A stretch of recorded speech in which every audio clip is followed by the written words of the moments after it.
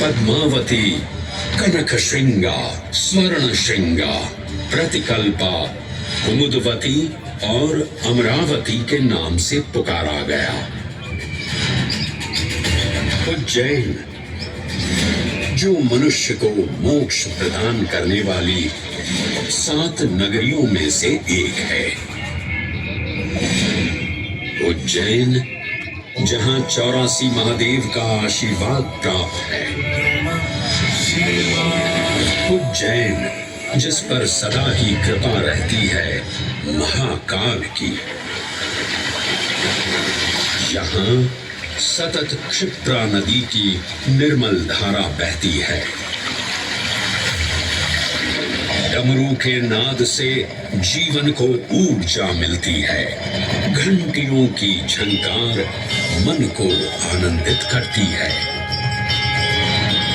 और यहाँ का आकाश शिव आशीष स्वरूप है।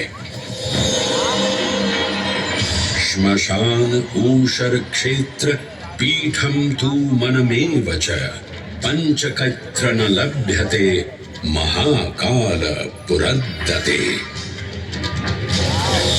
अर्थात यहाँ पर श्मशान ऊषर यानी अनुपजाऊ भूमि, क्षेत्र अर्थात पवित्र भूमि, पीठ यानी शक्ति स्थान और मन अर्थात आध्यात्मिक शांति का स्थल पांचों एक ही स्थान पर उपलब्ध है। ये संयोग महाकाल की नगरी उज्जैन की महिमा को और गरिमामय बना देता है।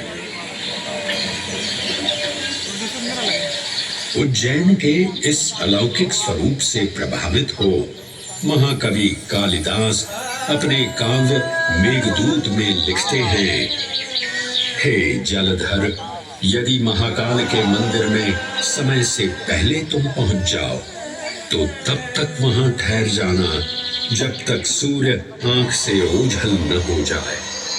शिव की संध्याकालीन आरती के समय नगाड़े जैसी मधुर ध्वनि करते हुए तुम्हें अपने धीर गंभीर गर्जनों का पूरा फल प्राप्त होगा। ये संध्या आरती जिसे कालिदास ने सराहा है अत्यंत महत्वपूर्ण है, क्योंकि ये वो प्रहर है जब सभी देवी देवता गंधर्व यहाँ उपस्थित होते हैं।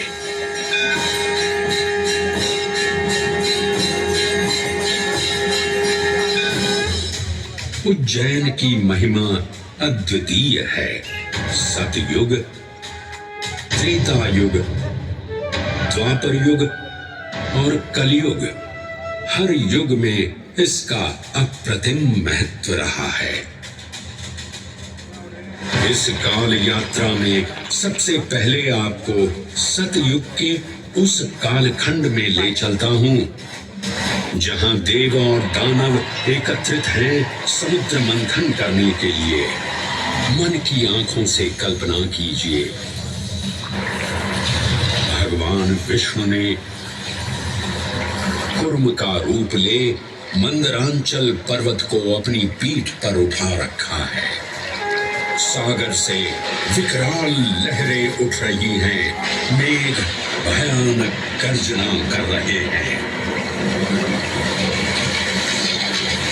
देव और दानव वासुकी सर्प को नेति बना और मंदार पर्वत को मथनी बना सागर को मथ रहे हैं कि तभी जल का पाप कालकूट विष निकलता है और पूरी सृष्टि को अपने ताप से झुलसाने लगता है। इस भयावह स्थिति ने देवताओं और असुरों के बीच हाहाकार मचा दिया। ये कैसा अनर्थ है? लक्ष्य था अमृतत्व का, और अब मृत्यु की विकराल छवि हमारी आंखों के समक्ष मंडरा रही है। इस भयंकर संकट से केवल वही उद्धारकर्ता मुक्ति दिला सकते हैं जो समस्त विश्व के परम संरक्षक हैं।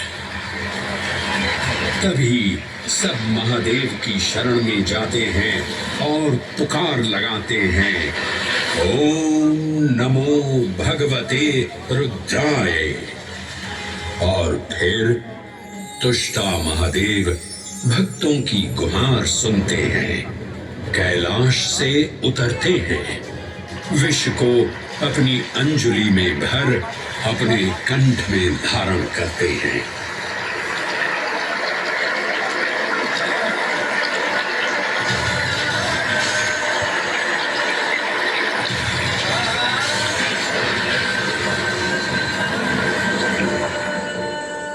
अंततो गत्वा सागर मंथन से अमृत कलश प्रकट होता है।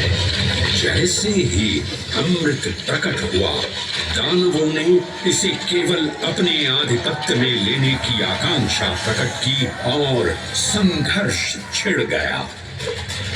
आज यदि हम इस अमृत को प्राप्त कर सकें, तो हम देवताओं पर हमेशा के लिए प्रभुत्व स्थापित कर पाएंगे। अमृत अपात्र हाथों में ना जा पाए, क्योंकि ये अपनी शक्ति का असीम दुरुपयोग करेंगे। इस अराजकता के परिणाम स्वरूप अमृत की कुछ बूंदें छलकी और पृथ्वी तक पहुंच गई। 4 स्थलों पर स्पर्श हुआ इन बूंदों का, हरिद्वार, प्रयागराज, नासिक और उज्जैन। अमृत की इन्हीं बूंदों के कारण उज्जैन में हर 12 वर्ष पर कुंभ सिंहस्थ मेले का आयोजन होता है। भगवान शिव की लीला देखिए, लोक कल्याण के लिए स्वयं विषपान किया और अपनी नगरी पर अमृत वर्षा करवाई। अमृत की पावन बूंदों से अभिसिंचित ये दिव्य उज्जैन भूमि रामायण के पृष्ठों में भी सम्मिलित हुई। सतयुग के बाद त्रेता युग में माता सीता की खोज में वानर सेना का यहाँ आगमन हुआ।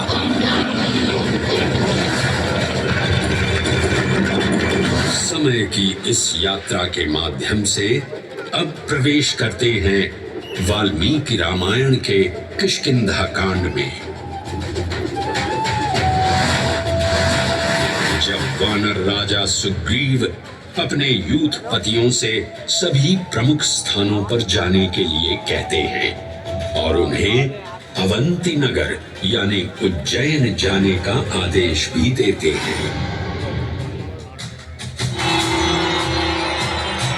मेखला उत्कल के क्षेत्र, दशर्न के नगर, आम्रवंती, अवंती और विदर्भ के राज्य, साथ ही माहिष्का के आकर्षक राज्य में भी पूरी तरह से खोजना होगा।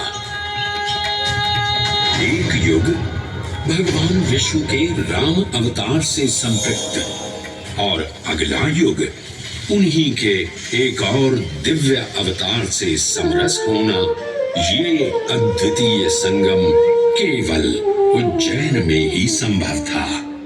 परंतु एक क्षण ठहरिए और ध्यान से सुनिए। ये हैं महाकाल के 1008 दिव्य नाम। हाँ, मैंने काल चक्र को परिवर्तित कर दिया है और अब द्वापर युग का शुभारंभ हो चुका है।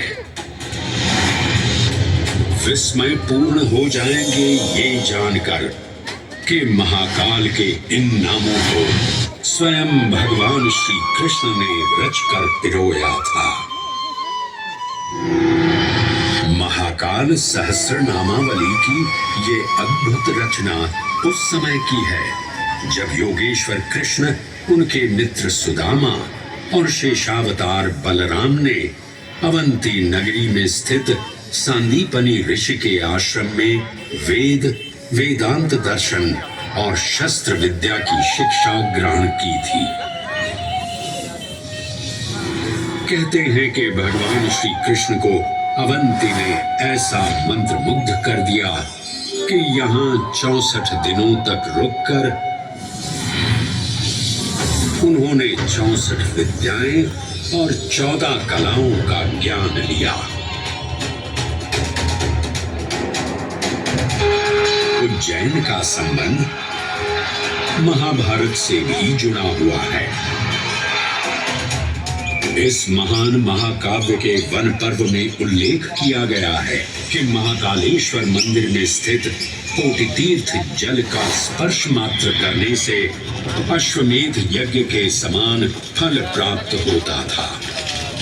और फिर परिवर्तन की इस अनवरत धारा ने एक नई कहानी लिखी।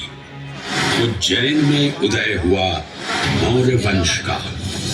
सम्राट बिंदुसार ने अपने पुत्र अशोक को उज्जैन का राज्यपाल बनाया और समय के साथ अशोक के शासनकाल में धर्म का विस्तार हुआ।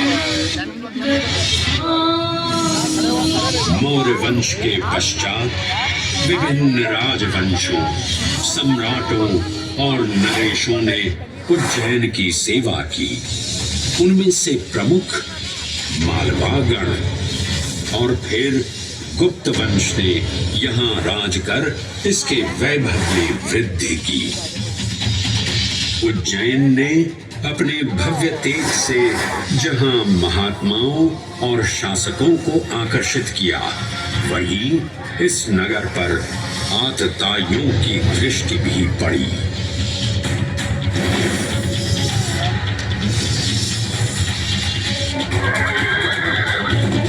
शक मध्य एशिया की खानाबदोश जनजाति थी, जिन्होंने उत्तर पश्चिमी और मध्य भारत के कुछ हिस्सों पर आक्रमण कर अपना शासन स्थापित किया।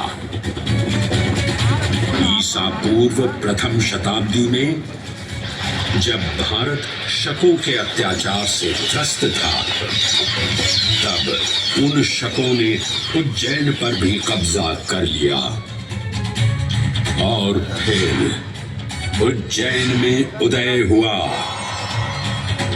एक तेजस्वी योद्धा, महाराज विक्रमादित्य का। एक तरफ शकों का बल तो दूसरी तरफ विक्रमादित्य का अद्वितीय पराक्रम। विक्रमादित्य की तलवार महादेव के तीसरे नेत्र सी चमकी। प्रचंड युद्ध हुआ। महाकाल की कृपा से शूरवीरों ने शकों को परास्त किया और उज्जैन में गणतांत्रिक शासन स्थापित किया।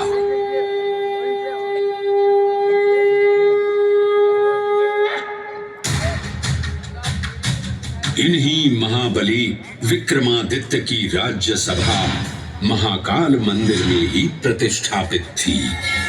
आज भी इस मंदिर की घंटियों में विक्रमादित्य की वीरता और शौर्य की प्रतिध्वनि गुंजायमान होती है। राजा विक्रमादित्य और शकों के मध्य हुए युद्ध ने उज्जैन को काल चक्र से अभिन्न रूप से जोड़ दिया, क्योंकि जिस दिन उनको विजय प्राप्त हुई, उस गौरवशाली उपलब्धि के सम्मान में एक नवीन पंचांग का शुभारंभ किया गया, विक्रम संवत पंचांग। आज भी कई हिंदू पर्व और धार्मिक अनुष्ठान विक्रम संवत पर आधारित हैं।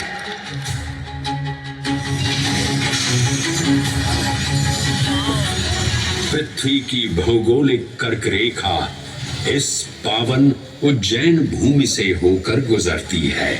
लगभग 300 वर्ष पूर्व उज्जैन विश्व समय का प्रमुख संदर्भ बिंदु था। यही कारण है कि उज्जैन की वेदशाला में वराहमिहिर, आदित्य दास, ब्रह्मगुप्त, आर्यभट्ट और भास्कराचार्य जैसे महान विद्वान अनुसंधान और अध्ययन में तल्लीन रहते थे। खगोल शास्त्र का केंद्र, महाकालेश्वर का आवास, जगत गुरु कृष्ण की नगरी, विक्रमादित्य का राज। जयति जय उज्जैनी, वैभवशालिनी नगरी उज्जैन।